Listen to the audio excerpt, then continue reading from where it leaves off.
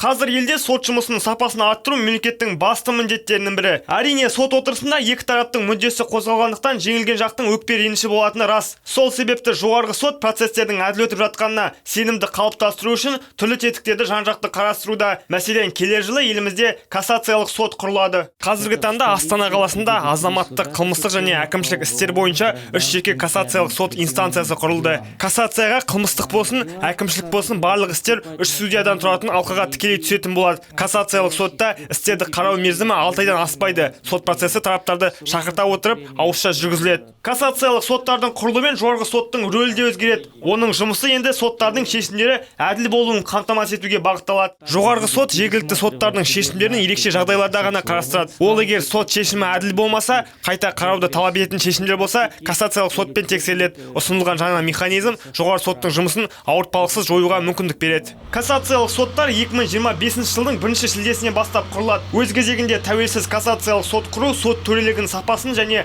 азаматтардың сотқа деген сенімін арттыруға ықпал етеді дейді Лисаков қалалық сотының төрағасы.